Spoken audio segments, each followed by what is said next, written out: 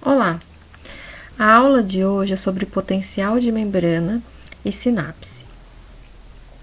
O potencial de membrana são as formações de sinais elétricos promovidas pela mudança de posição dos íons que estão localizados no meio nos meios intra e extracelulares. Então, essa alternância de posicionamento dos íons geram sinais elétricos que acontecem em células nervosas e células musculares. O foco da aula de hoje, então, será sobre o sistema nervoso. Então, o sistema nervoso é o componente mais nobre do nosso organismo, cuja função é organizar, reger o funcionamento de todos os sistemas que compõem o corpo humano. A porção desse sistema nervoso que se localiza dentro do crânio e na coluna vertebral é denominado de sistema nervoso central. A parte desse sistema nervoso que se distribui e se projeta para as porções periféricas do corpo, compondo partes de órgãos e outros elementos do corpo, é chamado de sistema nervoso periférico. Esse tecido nervoso é composto, então, por diferentes tipos celulares e a base estrutural para o funcionamento desse tecido é o neurônio. Então, consideramos o neurônio como a unidade estrutural e funcional do sistema nervoso. Um neurônio, ele contém partes anatômicas, ou seja, as porções anatômicas desta célula, que são o corpo celular, os dendritos, o axônio e o terminal axônico. O corpo celular é essa porção mais volumosa, é a porção mais volumosa da célula, onde nós encontramos o núcleo e as organelas. Então, é o local de síntese de neurotransmissores, de boa parte dos neurotransmissores, e o local de grande atividade metabólica, ou seja, o local de produção, o local onde ocorre a respiração celular, onde acontece a produção de ATP, Então, todas essas atividades, elas estão ocorrendo no corpo celular. A partir deste corpo, existe várias ramificações curtas e numerosas, Na verdade, elas podem apresentar-se em número variável, Elas podem ser em grande quantidade ou não. Essas ramificações curtas que saem do corpo celular é chamado de dendrito, Então, essas estruturas, elas estão relacionadas com a captação dos estímulos que possam estar ocorrendo em diferentes partes do corpo. Então, são essas ramificações que a gente está vendo aqui, que até tem umas pequenas projeçõezinhas saindo deste dendrito.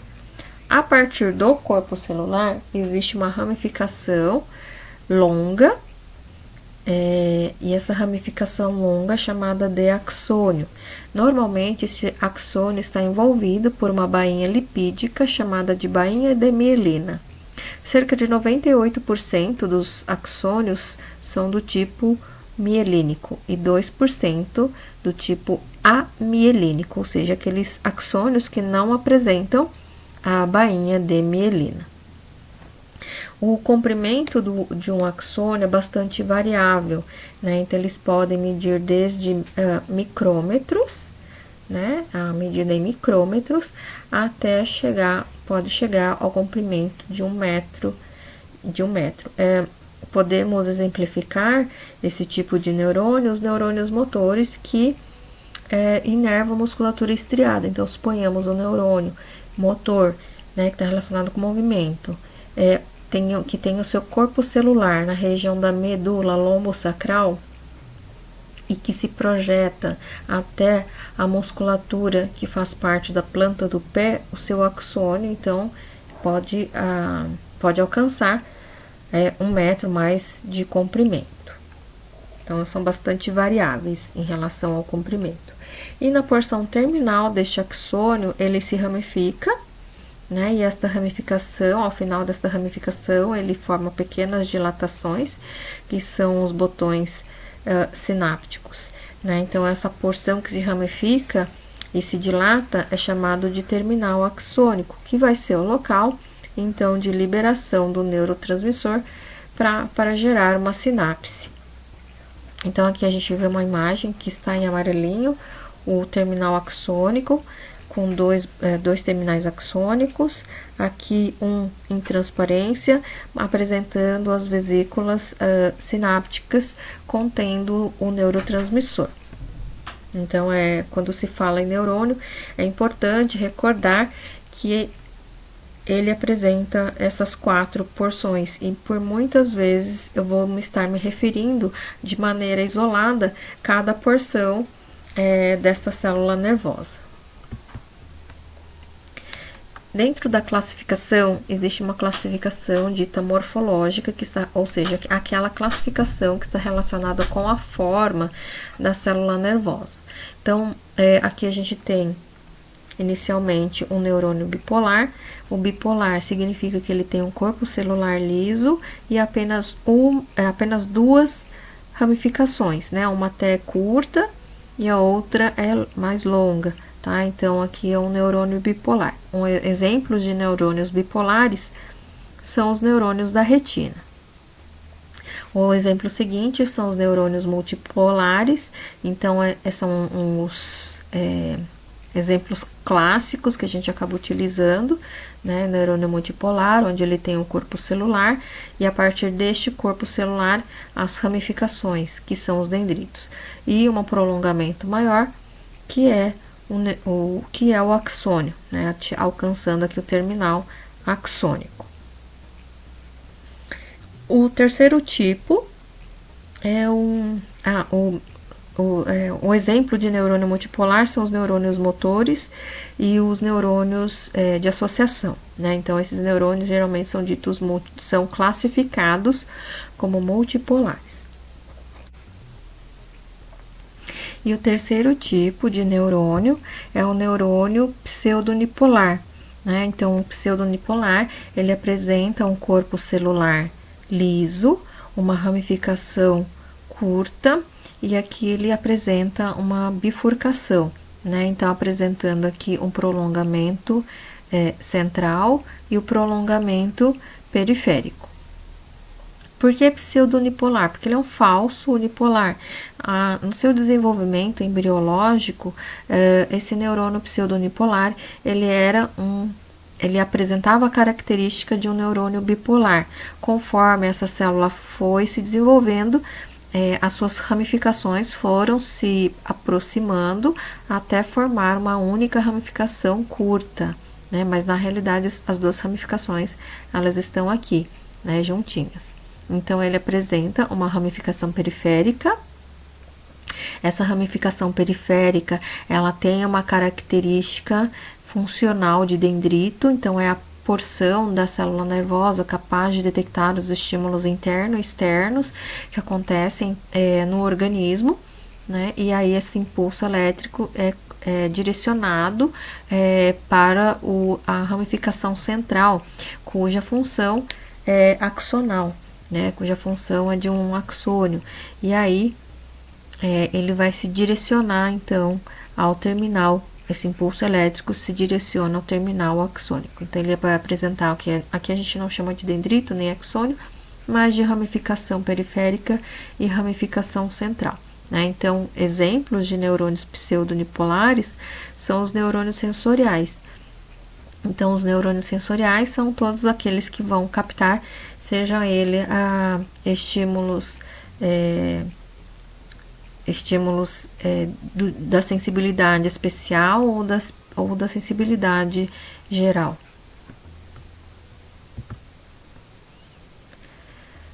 Aí, o tecido nervoso, além de conter, então, as células neuronais, que as células neuronais são as células mais nobres do tecido nervoso, então, elas precisam de células de suporte, né? Então, denominado de células da glia. Glia significa cola, né? Não sabemos a definição do porquê cola, mas são células de suporte das células neuronais. Então, aqui a gente tem um esquema dos tipos de células da glia. Então, esta célula aqui, grandona, é o neurônio, né? Então, o corpo celular, aqui é o axônio, as ramificações que são os dendritos. Aqui um vaso sanguíneo, né? Um capilar sanguíneo, e as células que estão fazendo parte desse tecido, tá? Então, inicialmente, a gente tem aqui uma célula que é chamada de astrócito. Observem que o astrócito, apresenta várias ramificações, né? No qual parece que ele está agarradinho aqui no capilar. Então, e aí ele faz conexão com o neurônio. Então, o neurônio, ele não é capaz de captar nutrientes, oxigênio diretamente do capilar. Quem apresenta esta função são os astrócitos, tá? Então, os astrócitos, eles coletam o substrato essencial para a sobrevivência da célula neuronal e repassa para essa célula. Então, ela vai ter uma função importante ali de controle de substâncias que seguem para a célula nervosa. Além disso, então, ela vai controlar os íons presentes no meio extracelular, né? Então, aqui no meio extracelular, esse espaço, esse meio onde estão fora, envolvendo aqui as células, né? Então, o astrócito vai ter essa função de regular as substâncias presentes nesse espaço intersticial, né? Outra função importante do astrócito é que ele promove a formação de uma barreira chamada de barreira hematoencefálica, né? Então, é um mecanismo mecânico, né, que impede com que micro-organismos possam adentrar nesse tecido nervoso, né? Então, o sangue muitas vezes algumas vezes pode conter micro-organismos, e esses micro-organismos são combatidos através do sistema imune. Então, essa também seria uma forma, a presença do astrócito também seria uma forma de barreira mecânica, impedindo com que esses elementos alcancem as células nervosas. A próxima célula são essas pequenas células, que estão em marrom, que é a micróglia. Micro, pequeno, são células pequenas da glia, né? Então, essas células, elas estão relacionadas com o mecanismo de defesa, né? Então, qualquer partícula estranha que possa estar nesse ambiente, a micróglia vai atuar combatendo essas partículas que possam estar aqui. Essas células que estão em azul, que tem um núcleo grande na sua porção, no seu corpo celular, é chamado de oligodendrócito, né? Então, o oligodendrócito, no sistema nervoso central, ele tem a função de formar a bainha de mielina, né? Então, é ele que vai formar a bainha de mielina, que está relacionado com a condutância do impulso elétrico pelo axônio.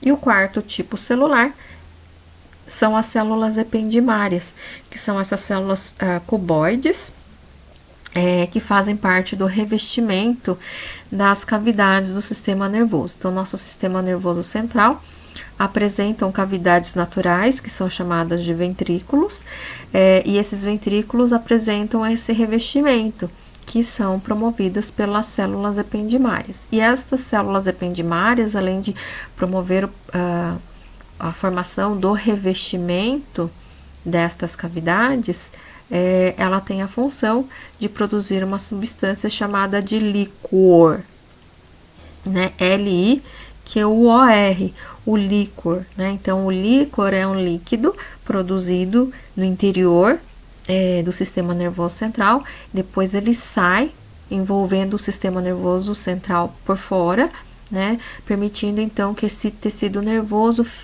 esteja em um ambiente líquido, né? Então, esse líquido vai ser importante em toda a dinâmica de distribuição de peso do tecido nervoso. Então, essas células ependimárias também têm sido objetos de estudo, né, porque elas têm, como elas sofrem processo de divisão celular, elas possuem células-tronco, né? Então, elas são estudadas como células capazes de gerar novas células nervosas, dependendo do estímulo no qual elas são submetidas, né? Então, no início eu disse que a gente apresenta os neurônios, né? Eles vão Quantos neurônios nós temos? Nós temos milhares de neurônios compondo todo o nosso sistema nervoso, né? Muitos deles se desenvolvem durante o período de desenvolvimento, que é o período de desenvolvimento. A gente tem o período intrauterino, depois pós-uterino e depois infância até a adolescência. Então, toda essa fase de desenvolvimento, as células também. Depois, esse número se torna estável, né? E aí, com a vida, a gente pode ir perdendo essas células nervosas.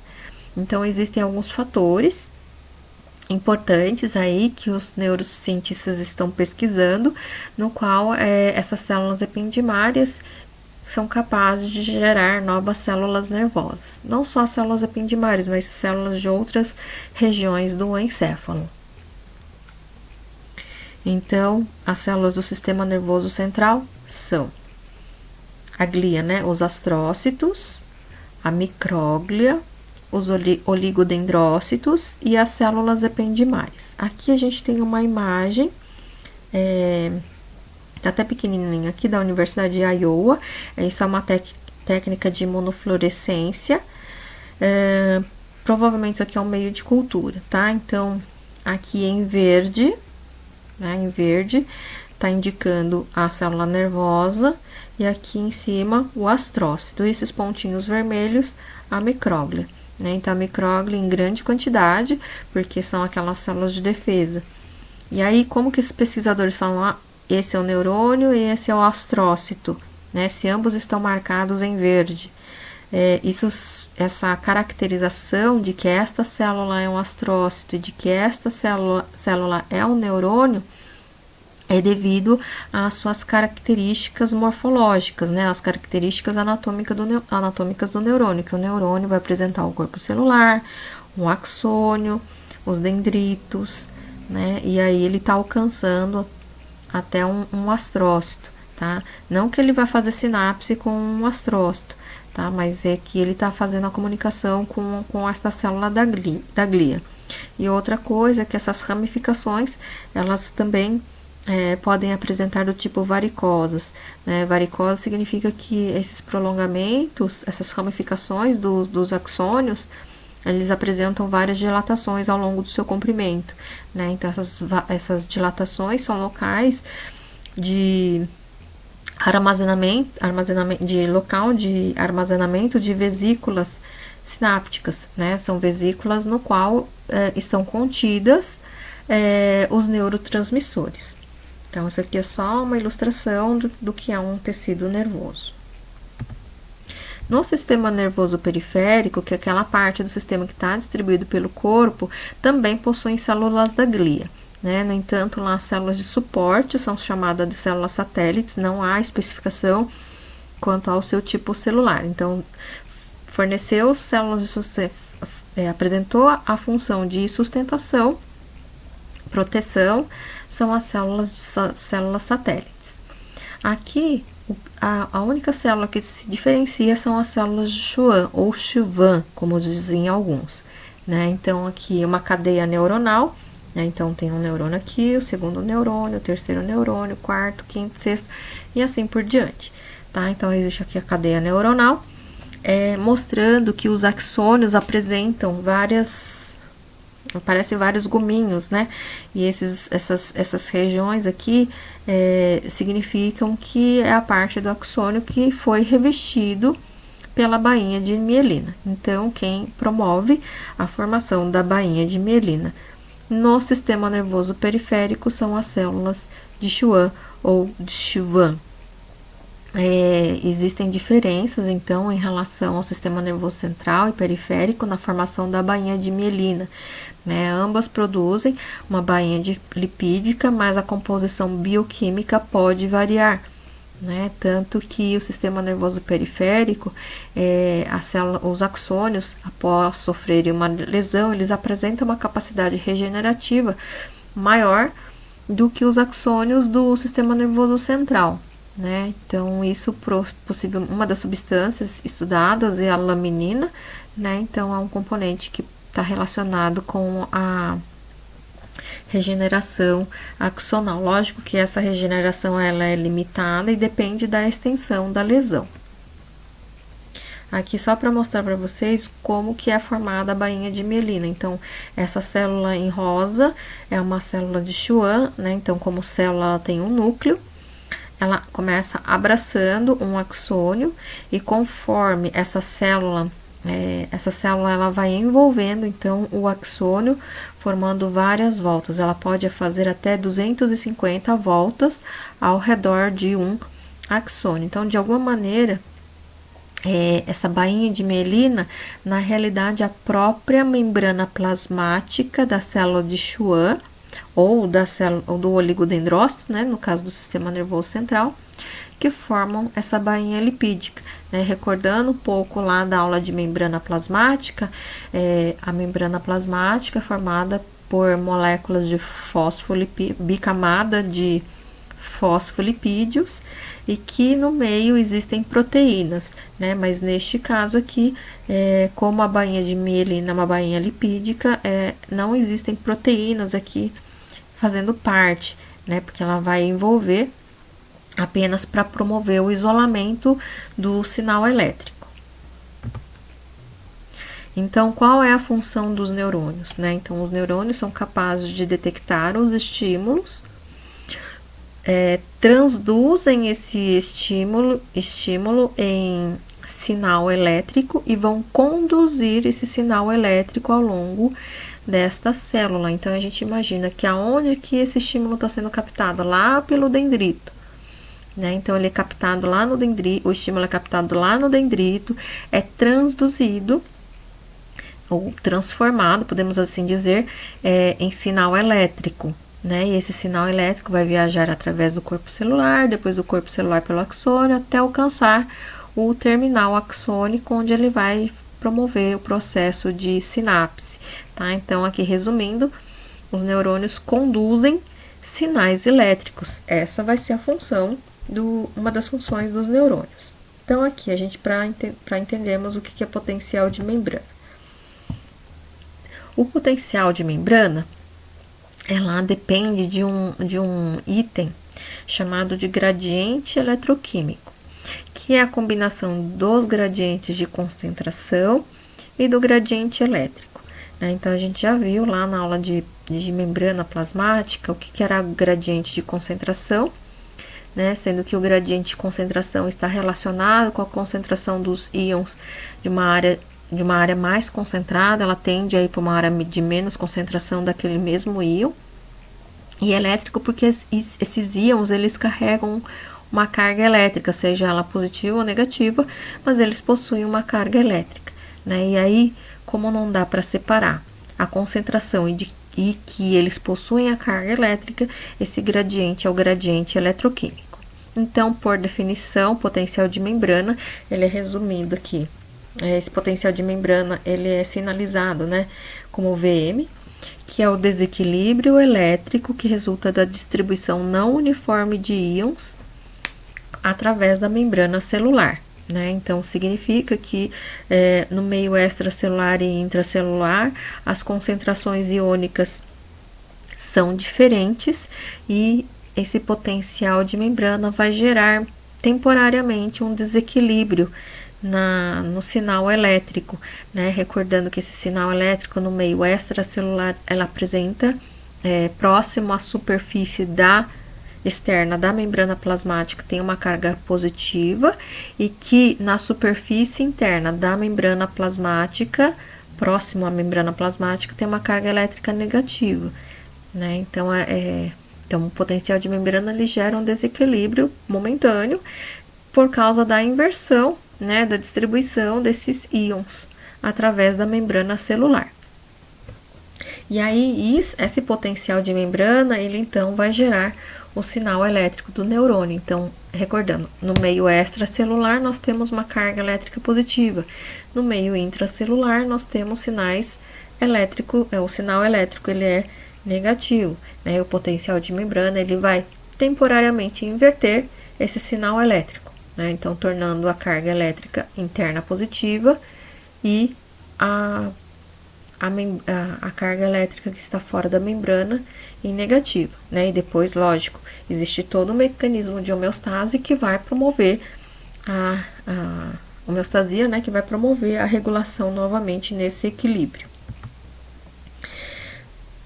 Os neurônios possuem um potencial, que é o valor médio, né, que é o potencial de membrana, o potencial de repouso.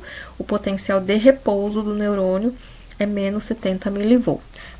Mas como que se sabe que é esse o valor, né? Então, porque os pesquisadores utilizaram os microeletrodos e verificaram a sinalização elétrica ali presente, né? Então, aqui existe uma combinação de íons, de moléculas que estão aqui no meio extracelular, e aqui o citoplasma, a membrana plasmática aqui, as proteínas de canal, e aqui também existe uma somatória de íons, proteínas, moléculas de glicose, né? Então várias partículas que estão aqui dentro que a somatória desses elementos acarretam neste valor de menos 70 milivolts. Então esse é o valor de repouso de um potencial de membrana. Recordando que o sódio sempre está em maior concentração no meio extracelular e o potássio em maior concentração no meio intracelular. Canais que controlam a permeabilidade iônica dos neurônios. Então, os canais iônicos que mais serão falados aqui são os canais iônicos para sódio, potássio, cálcio e cloro. Não tem somente esses canais iônicos, tem para outros também, tá? Mas aqui, durante a disciplina, eu vou falar muito mais desses canais. Então, são canais iônicos, cada um, né? O sódio tem o seu próprio canal, o potássio tem o seu próprio canal, assim como o cálcio e o cloro. Observem que tem sempre um sinalzinho junto, né? Indicando a carga elétrica no qual esses íons estão carregando. Esses canais iônicos, né? Então, são canais iônicos porque são canais para íons. Eles podem permitir a sua abertura. Olha, a abertura ela pode ser permitida através de 3 formas, né? Então, aqui a gente tem os canais de sódio mecanodependentes, canais quimiodependentes e canais íon-voltagens dependentes.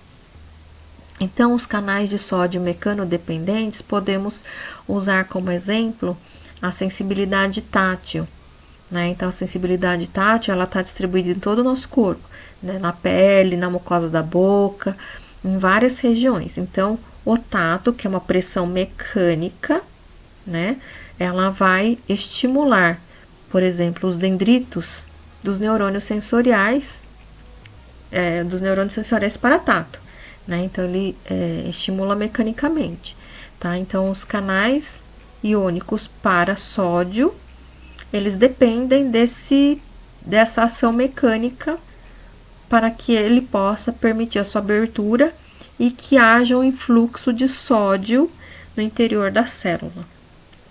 Tá? Então, é dessa forma que a gente vai captar o tato, a pressão, por exemplo, né? O carinho, né? Então, são os canais de sódio mecanodependente. Dependeu de uma ação mecânica, né? Dependeu de uma pressão sobre a pele e que a pele contém vários receptores específicos que captam, então, o tato e a pressão. Os canais quimiodependentes são canais iônicos que dependem de um neurotransmissor. Então, esses canais, eles precisam de uma substância química específica para ligar a esses canais iônicos, e aí que esses canais iônicos vão permitir a entrada, por exemplo, do sódio, do potássio, tá? Então, são quimiodependentes. E os ion-voltagem dependentes são aqueles canais iônicos que dependem de um sinal elétrico, né? Então, ele depende da carga elétrica, do sinal elétrico, para que esse canal iônico possa permitir a sua abertura. Uma forma que vocês possam entender melhor, eu sempre exemplifico, né, que esses canais iônicos são de 3 tipos, ou 3 porteiros, né? Então, tem um porteiro lá que ele precisa de um carinho para permitir a entrada, Se você não tocar nesse porteiro, ele não abre, aí o sódio não entra. Né? O segundo tipo é o quimiodependente, é o segundo porteiro que precisa de uma substância química para permitir a entrada dos íons ou a passagem dos íons. E o terceiro porteiro é aquele porteiro que precisa levar um choque, né? Então ele leva um choque, aí ele acorda e ele precisa recebe uma carga elétrica e aí ele precisa receber esse choque para permitir a abertura do canal, fazendo com que os íons possam passar através dele, tá? Então é uma brincadeira, mas eu acho que dessa forma fica fácil de entender. São os três porteiros, um é mecanodependente, o outro é o quimiodependente e o outro é a voltagem dependente, né? Depende de um sinal elétrico para permitir a sua abertura. Mas são canais que transportam, canais iônicos, canais que transportam íons, né? Permitem as passagens de íons. Então, a mudança na permeabilidade dos canais geram os sinais elétricos, tá? Então, significa que a mudança na posição dos íons, né, eles vão gerar o que a gente chama de sinal elétrico, que podem ser de dois tipos: os potenciais graduados e os potenciais de ação. Os potenciais graduados, né? Então, os potenciais graduados apresentam as seguintes características: sinais de força variável que percorrem curtas distâncias e perdem força à medida que viajam através da célula, apresentam fluxo de corrente local, onde a onda de despolarização move-se através da célula, podem ser do tipo hiperpolarizante e despolarizantes e ocorrem no corpo celular dendritos e necessitam de neurotransmissores. Aparentemente esse slide aqui dá a impressão que as informações estão bem soltas, né? Mas eu vou explicar melhor nesse slide seguinte, vocês vão entender, e eu vou retornar novamente para aquele slide. Então, temos aqui uma representação esquemática de um potencial graduado, tá? Então, aqui a representação do neurônio, a representação desse neurônio aqui estão os dendritos, né? Tem um retângulo aqui, um recorte, mostrando então o aumento desta área onde ele está querendo representar, né? E esse gráfico superior, na verdade, mostra o local onde ocorreu a sinalização e como que esse sinal vai se dispersando e como que esse sinal, ele vai se dispersando ao longo da célula. Então, inicialmente, aonde é que vai acontecer o potencial graduado? Né? O potencial graduado, a característica dele é que sempre vai acontecer no dendrito e corpo celular. Tá? Então, potencial graduado significa que existe graduação, existem níveis de força. O sinal elétrico podem ser variável, ou seja, o sinal elétrico pode ser fraco, pode ser forte, pode ser médio, vai depender do tamanho do estímulo. Então, aqui, essa estrutura representando o canal iônico para sódio, né, o canal iônico para sódio, e esse canal iônico para sódio, ele é quimiodependente. Vamos, por exemplo, aqui colocar como quimiodependente, né? Ou seja, ele precisa, se a gente for falar de neurônio motor, ele precisa de um neurotransmissor chamado acetilcolina, né? Então, veio a acetilcolina aqui, ligou no canal iônico que está aqui como representando do sódio, aí o canal abre e aí permite o influxo de sódio no meio intracelular. Então, qual que é a carga elétrica aqui fora? Que a carga elétrica é positiva, que a carga elétrica é negativa.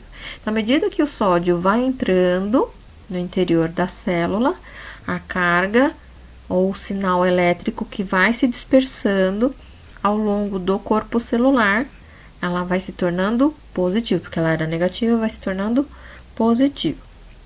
Mas à medida que esse sinal elétrico, ela vai se afastando do ponto de origem, de onde começou esse sinal elétrico, a força dela vai se dissipando, tanto é que as setinhas aqui, elas vão indicando o quê?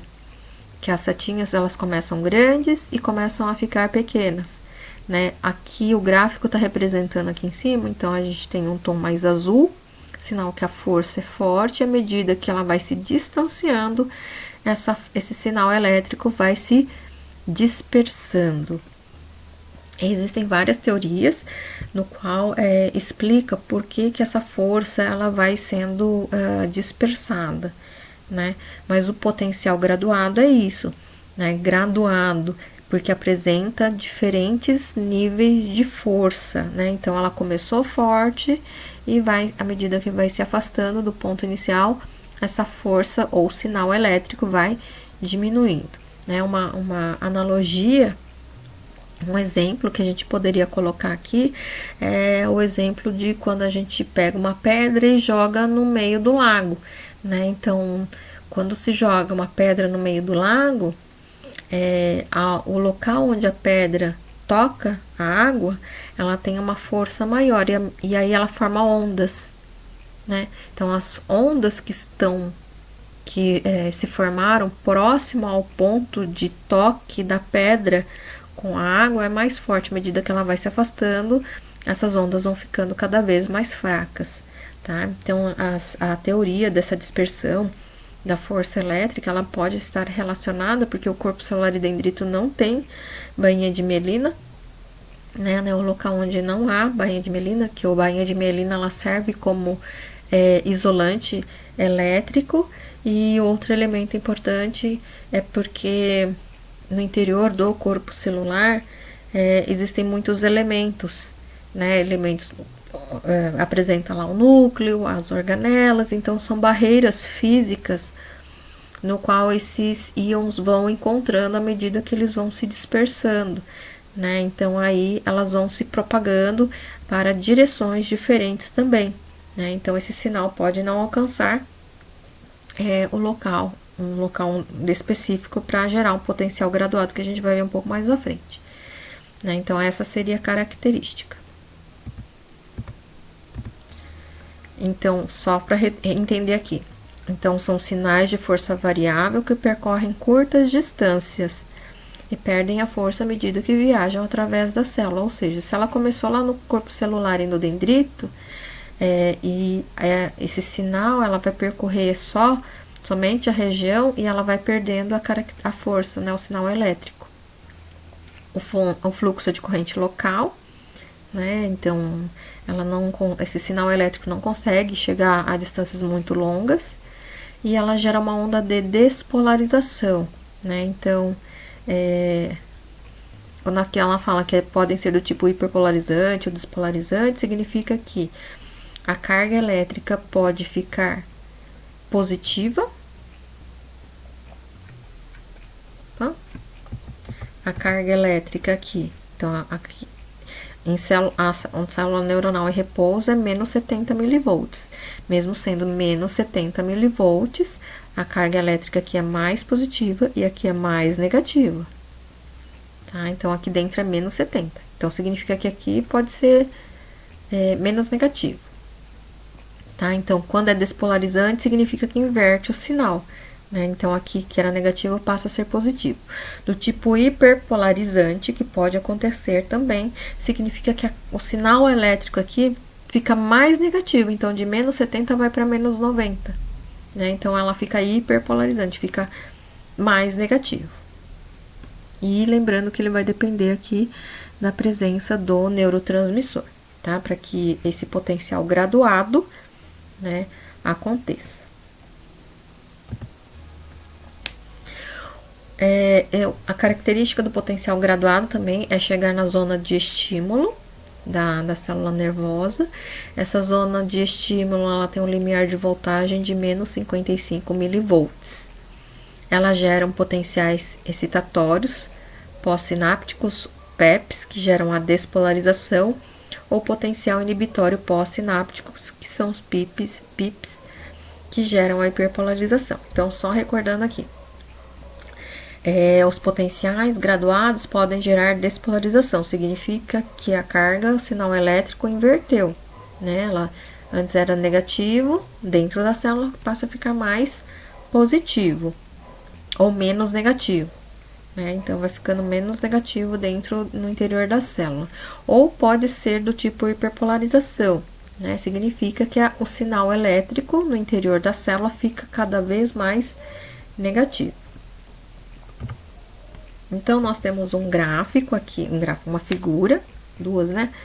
Representando um neurônio, onde a gente tem um corpo celular, aqui o axônio, e aqui esta região de transição entre o corpo celular e o axônio é chamada de zona de gatilho, né? Ou alguns livros trazem como cone de implantação, zona de estímulo, zona gatilho, são todos, tudo significa a mesma coisa, tá? Que é a área de transição do corpo celular e do axônio. Então, zona de estímulo, zona gatilho e cone de implantação é tudo a mesma coisa. Aqui, um botão sináptico, né? Então, aqui a gente tem neurônio 1, neurônio 2 fazendo sinapse. Aqui, o que esse neurônio está fazendo? Liberando um neurotransmissor, seja lá, por exemplo, a acetilcolina, né? E aí foram colocados eletrodos em diferentes pontos deste neurônio. Um próximo ao estímulo, outro no meio do caminho e outro na zona de gatilho, né? Para mostrar o que aconteceu aqui. Então, observem. O limiar de repouso inicia-se em menos 70 milivolts, né? Então, quando veio o sinal elétrico é consideravelmente grande, o limiar alcançou menos 40, né? Então, quer dizer que foi ficando menos negativo dentro da célula, e aí ele vai tender a voltar à fase de repouso novamente. Aqui o eletrodo na parte central, no meio do caminho, então o sinal da força que começou em menos 70, ele alcança menos 55, depois tende a voltar a repouso novamente. E a força, quando analisado na região da zona de gatilho, né, então ele não chega a menos 55 milivolts, tá? Então, aqui o tempo, né, então o gráfico apresenta posições diferentes, porque são tempos diferentes no qual eles estão sendo os estímulos estão sendo captados. Porque o que aconteceu aqui, né? Então, olha o sinal, né? O sinal elétrico, ele era forte à medida que ele foi se propagando pelo corpo celular, ele foi perdendo a força. O que ele quer dizer com a zona de gatilho? Significa que essa zona de gatilho, ele tem um limiar de menos 55 milivolts. Ou seja, o sinal elétrico na zona gatilho deve alcançar o valor de menos 55 milivolts para gerar um potencial de ação, tá? Então quer dizer que aqui ele não gera o potencial de ação, porque o sinal elétrico foi fraquinho, ó, nem alcançou menos 55, não acontece nada, tá? Então aí o sinal se perde por aqui mesmo. Nesse outro gráfico, os eletrodos na mesma posição, o estímulo começando lá no valor de repouso, menos 70, o estímulo foi mais forte, tanto é que ele passa do menos 40, pode ter chegado no menos 30, aí ele tende a voltar a repouso novamente. No meio do caminho, ele estava em repouso, alcança o valor de menos 40 e tende a repouso novamente. E a terceira fase, o terceiro eletrodo, que fica na região da zona de gatilho, ele estava em repouso, alcança o valor de menos 50, possivelmente menos 50 milivolts, e retorna a repouso novamente. Lembrando que o gráfico caminha, a onda aqui caminha por causa do tempo, né? São tempos diferentes onde esse sinal elétrico vai sendo captado, né? Por causa da propagação. Mas aqui, a zona gatilho alcançou o limiar de menos 55 milivolts, ou seja, os canais de sódio presentes na zona de gatilho são voltagem dependentes. Eles dependem, eles precisam que o sinal elétrico alcance o valor de menos 55 para permitir a permeabilidade do sódio e assim conseguir gerar o potencial de ação, que é um potencial de membrana que vai acontecer através do axônio. Tá? Então, neste caso aqui, na região da zona de gatilho, existem os canais voltagem dependente, sódio voltagem dependente. Ele depende do valor de menos 55 para gerar o gatilho, para gerar o potencial de ação, tá? Então, aqui eu tô explicando que as células nervosas, elas precisam do potencial graduado para gerar o potencial de ação, tá? Que são duas formas de potenciais de membrana. É que assim, as sinapses, a gente está pensando de uma maneira didática, né? Onde os dendritos captam os estímulos. Esse estímulo é convertido em sinal elétrico. O sinal elétrico viaja pelo corpo celular, viaja pelo axônio até chegar ao terminal axônico, onde ele vai promover a sinapse, né? De uma maneira didática, a gente descreve desta forma, mas a gente sabe que as sinapses, elas podem acontecer, por exemplo, em diferentes partes do corpo. Então, por exemplo, esse terminal axônico, ele pode acontecer aqui no próprio axônio, na própria terminação axônica, na região da zona de gatilho. Então, as sinapses, elas podem acontecer em qualquer área do neurônio, né? Mas assim, em relação aos dendritos e corpo celular, normalmente eles são quimiodependentes, tá? E aqui eles são voltagens dependentes. Depende do sinal elétrico para que ele possa continuar, né, com um potencial de ação.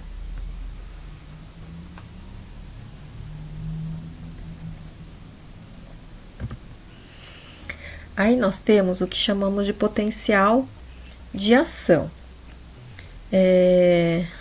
O potencial de ação são despolarizações grandes e uniformes que movimentam-se rapidamente ao longo de grandes distâncias através do neurônio sem perda da sua força. Todos os potenciais de ação são idênticos e não diminui a sua potencialidade ao longo do seu trajeto. Ele apresenta uma amplitude de 100 mV, chamando o fenômeno tudo ou nada. Tá? Então, aqui também dá a informação que parece tamanho solta, eu vou explicar e retorno novamente aqui para esse slide. Tá? Então, aqui a gente tem um gráfico de potencial de ação característico. Essa é um sinal, então aqui a gente começa, o valor de repouso é menos 70 mV. Ele sofre a fase de despolarização, que é a subida do gráfico, significa que a carga elétrica dentro da célula vai ficando cada vez mais positiva. Então, ela estava em menos 70, vai ficando cada vez mais positiva, né, alcançando o valor de mais 30. Essa subida do gráfico é a fase de despolarização. O meio intracelular está ficando com sinal elétrico mais positivo. Quando ele alcança esse valor de mais 30, o gráfico começa a descer, né? Então, ele tende a retornar à fase de repouso, tá? Então, essa parte da descida do gráfico é chamado de repolarização, né? Porque ele está retornando ao valor inicial, o valor de repouso, que é menos 70. No entanto, tem uma curvinha aqui embaixo, que é a fase de hiperpolarização, né? Ou seja, o sinal elétrico no interior da célula, ela alcança menos 70, só que ela fica mais negativa. Ela pode chegar a um valor de menos 80, menos 90 milivolts, né? Ou seja, ela passou do valor de repouso, ela fica mais negativa. E depois ela retoma novamente ao valor de repouso, esse gráfico sobe novamente, voltando ao valor de menos 70 milivolts, né? Então, aqui o que está mostrando são as diferenças de sinal elétrico, a força do sinal elétrico.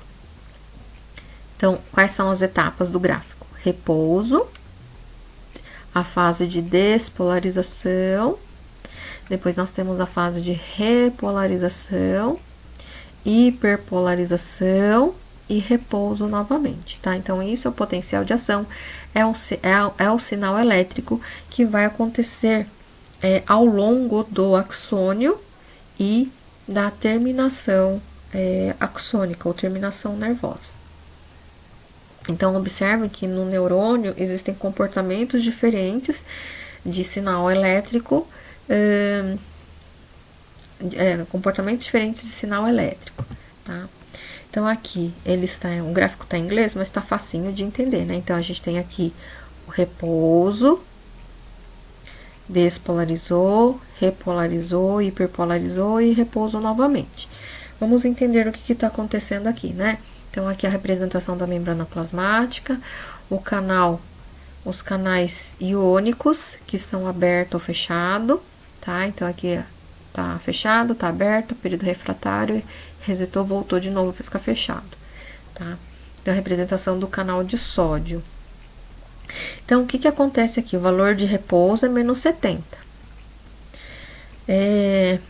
Para gerar o potencial de ação, o que aconteceu aqui? Para que ocorra o potencial de ação, significa que na região da zona de gatilho, o sinal elétrico alcançou o valor de menos 55 milivolts, né? Então, isso fez com que os canais de sódio se alertassem para ele permitir a sua abertura. Só que o que acontece aqui? Todos os canais, tanto de sódio como para potássio, são ativados e são voltagens dependentes.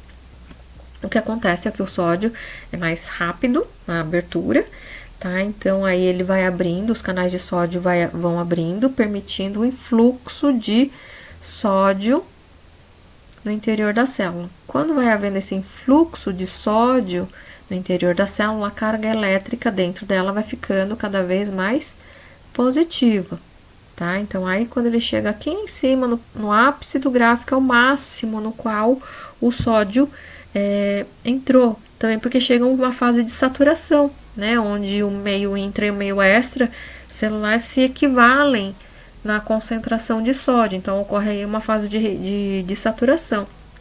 Mas, ao mesmo tempo, também já começa a acontecer o fechamento dos canais para sódio. No meio do caminho aqui, na fase de despolarização, aí os canais de potássio resolvem abrir, né? Então, elas são mais lentas para sua abertura, então ela só vai permitir a sua abertura quando chega aqui, né? Então, elas começam a abrir, né? Então, elas terminam a sua abertura aqui em cima. E aí é quando ocorre a total abertura dos canais de potássio, e aí o potássio que estava no meio intracelular, que tem carga positiva, é lançado para fora da célula, né? Então, conforme o potássio vai saindo, vai promovendo um efluxo de potássio, o sinal elétrico dentro, no meio intracelular, vai ficando mais negativo, né? Porque ela tem carga elétrica positiva, então vai deixando o positivo para fora, vai ficando cada vez mais negativo. Aí entrando na fase de repolarização, tá? E aí quando chega aqui, como elas são lentas, os canais de potássio são lentos para a sua abertura e para o seu fechamento, como elas demoram também para fechar, acaba saindo mais potássio do que deveria, né? Então, aí dá essa curvinha aqui, que é a fase de hiperpolarização, né? Então, quer dizer que ela fica mais negativa, então ela chega no limiar de menos 80, né? E aí, quando os canais de potássio se fecham, ele entra em fase de repouso novamente, né? Então, reequilibrando novamente os sinais elétricos, ficando o meio extracelular positivo e o meio intracelular negativo. Então, no potencial de ação acontece isso. Mas você pode pensar, mas o sódio estava fora e ele entrou. Agora o potássio estava dentro, ele saiu. E como é que fica essa posição invertida do potássio e do sódio? Então, ao mesmo tempo, está acontecendo ali a ação das bombas de sódio e potássio, tá? Então, as bombas de sódio e potássio, elas vão reequilibrar esse mecanismo, né? Então, lançando o sódio para fora e o potássio para o interior da célula, ok? Então, o gráfico aqui, então, o desenvolvimento do gráfico, então, vai depender da abertura dos canais de sódio e do canal de potássio. Então, na despolarização, abre-se os canais de sódio. Na repolarização, abre os canais para potássio. Para que aconteça o potencial de ação, a gente precisou aqui de um estímulo. Esse estímulo foi o valor de menos 55 milivolts, que foi promovido lá na zona gatilho, né? E essa voltagem, ela estimula, ela permite com que os canais de sódio e potássio se abram, mas os canais de sódio são mais rápidos e as de potássio são mais lentos, tanto na abertura como no fechamento, né? E no final, como ele demora, os canais iônicos para potássio demoram mais para se fechar, ele forma essa fase de hiperpolarização, ficando o meio intracelular mais negativo. E tudo isso depois sendo reequilibrado, o posicionamento dos íons sendo reequilibrados pelas bombas de sódio e potássio. Deixa eu voltar aqui naquele slide. Então, potenciais de ação são despolarizações grandes e uniformes, que movimentam-se rapidamente ao longo de grandes distâncias através do neurônio sem perder a sua força. Então, ou seja, todos os potenciais de ação são iguais, elas não vão mudar, todas elas dependem do estímulo na zona de gatilho. Por isso que ele fala que é um fenômeno tudo ou nada. Se não chega ao valor de menos 55, não vai gerar potencial de ação. Precisa chegar no valor de menos 55 para gerar esse sinal elétrico ao longo do axônio. Senão ele se torna inibitório, né? Então, se não chega no valor de menos 55, significa que inibiu, né? Então, esse sinal elétrico ele acaba não sendo conduzido ao longo do axônio, né? Se perde.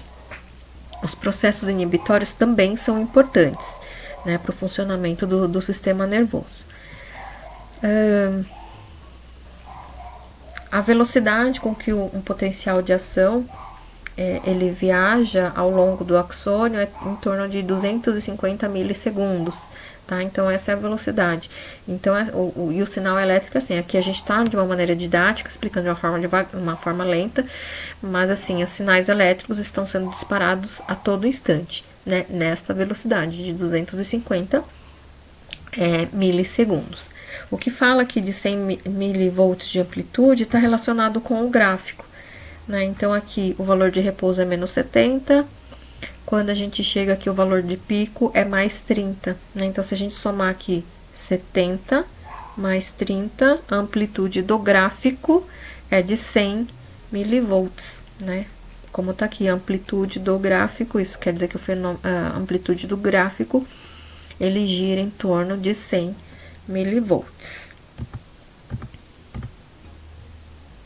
Aqui ainda existe um período que é chamado de período refratário, né? Esse período refratário do potencial de ação. Uma vez que o potencial de ação tenha começado por cerca de 1 milissegundo, um segundo potencial de ação não poderá ser desencadeado antes que o primeiro termine. Isto limitam as taxas pela qual os sinais podem ser transmitidos no neurônio.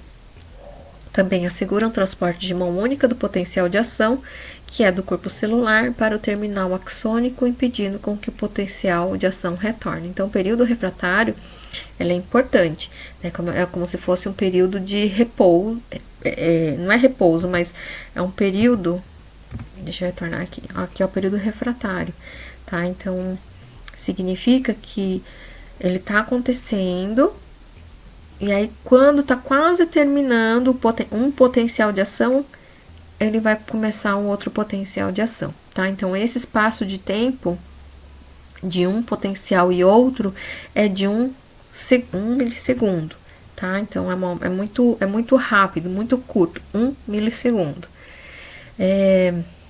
Então, isso impede, então, com que haja sobreposição de potenciais de ação, né? Para que haja um reequilíbrio do retorno do posicionamento dos canais iônicos para permitir com que uma nova potencial de ação possa acontecer.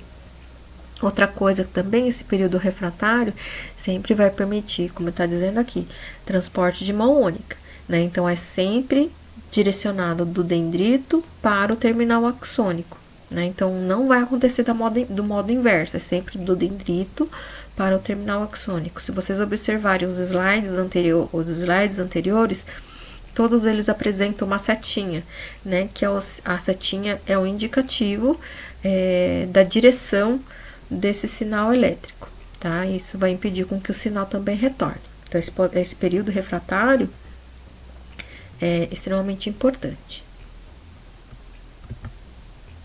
Aqui, só para a gente terminar de ilustrar, então, o potencial de ação, aquele gráfico que a gente estudou antes, o canal de sódio e o canal de potássio, né? Então, potencial de repouso, aqui o canal de sódio abre, chega naquele valor de mais 30, depois os canais de potássio se abrem, e aí fecha o canal de potássio e fase de repouso novamente. Aqui o trecho em vermelho mostrando que é o período refratário, tá? Então, aqui neste período é que vai acontecer o período refratário, que é onde vai impedir, inicia, né? O período refratário é onde tem um impedimento de formação de um novo potencial de ação. O diâmetro e a resistência do neurônio influenciam a velocidade de condução, né? Então, quando se estuda os potenciais de ação, dizem que esses sinais elétricos, eles são conduzidos de uma forma saltatória, né? Então, é uma alternativa para os axônios de grande diâmetro e permite que ocorram potenciais de ação rápidos em axônios pequenos. Então, significa que o fluxo... Assim, a gente tem um axônio, esse axônio é envolvido pela bainha de mielina, só que existem pontos onde o axônio ele não é revestido pela bainha de mielina, né? Então, existem intervalos entre então, é bainha de mielina, um espaço onde não tem bainha de mielina, um espaço onde não tem, bainha de mielina, espaço onde não tem, tá? Então, nesses locais é que se encontram os canais iônicos para sódio e potássio, tá? Então, conforme o fluxo do sinal elétrico vai percorrendo pelo axônio, ele também pode ir se perdendo, né? Então, uma maneira efetiva de permitir esse sinal elétrico é a presença da bainha de mielina, que é uma bainha lipídica, né? Então, a gente pode até entender como um fio encapado, esses fios que carregam eletricidade para as nossas casas, né? Então, ela serve como um isolante elétrico. Então, quanto mais espessa for essa bainha de mielina, melhor vai ser a condutância. No entanto, ela também pode se perder, né? Esse sinal elétrico também pode se perder. Para que essa perca de energia seja evitada, nesses pontos onde não há bainha de mielina, são chamados de nó de Ranvier, né? Que existem os canais de sódio e potássio, são os locais de reforço. Então, o sinal elétrico chega nessa região, onde tem os canais iônicos, como eles são voltagem independentes, eles vão gerar um novo fluxo de entrada de sódio, fazendo com que haja essa alternância de carga elétrica ao longo deste axônio, né? Então, é uma maneira muito efetiva para a condução do sinal elétrico. Existem algumas doenças que são desmielinizantes, chamadas de esclerose múltipla ou síndrome de Guillain-Barré, tá? Então, no caso da esclerose, promove fraqueza muscular, fadiga, dificuldade de caminhar e perda da visão, né? Então, essas doenças desmielinizantes são aquelas doenças que vão destruindo, doenças autoimunes que vão destruindo a própria bainha de mielina do organismo, né? Então, se a bainha de mielina começa a ser diminuída, o sinal elétrico ela começa a se perder, né? Até o momento que esse sinal elétrico não chega ao terminal axônico e impede a propagação a formação da sinapse, né? Ou a propagação do sinal elétrico para outra célula nervosa, né? Então, é bastante grave esses tipos de doenças.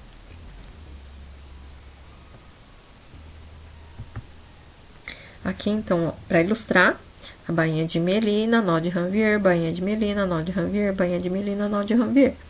Então, aqui existe um fluxo, né, que foi gerado lá no cone, na zona de gatilho, ou cone de implantação. E lógico, à medida que esse sinal elétrico ele vai percorrendo, ele pode ir se perdendo sim, né? Então, o que vai reforçando aqui a condutância desse sinal elétrico? né? Então, o sinal elétrico ativa os canais iônicos, que eles são voltagem dependentes, estimula os canais de sódio, o canal de sódio permite o influxo de sódio, depois o efluxo de potássio, gerando um novo sinal elétrico aqui, né? Na verdade, vai reforçando esse sinal elétrico até chegar no terminal axônico, tá? Então, esse aqui é uma forma de... esse estímulo saltatório é uma forma bastante eficiente de condução desse sinal. Aqui temos um axônio do sistema nervoso periférico, né, envolvido pela célula de Schwann. Só uma observação, a célula de Schwann pode envolver mais de uma célula, mais de um axônio, né? Então, a gente está vendo uma única célula de Schwann pode envolver vários axônios. Aqui a microscopia eletrônica de transmissão, né, mostrando o nervo seccionado, né, esse nervo aqui com os axônios, e aqui a bainha de mielina que está em roxo envolvendo um axônio, tá? Só para ilustração. Então, só recordando aqui, valores do íon, potássio, sódio, cálcio e cloro, que o potássio intracelular é maior concentração, o de sódio mais concentrado no meio extracelular, o cálcio é mais concentrado no meio extracelular e o cloro no meio intracelular, tá? Bem, gente, então a gente fica por aqui e até a próxima aula.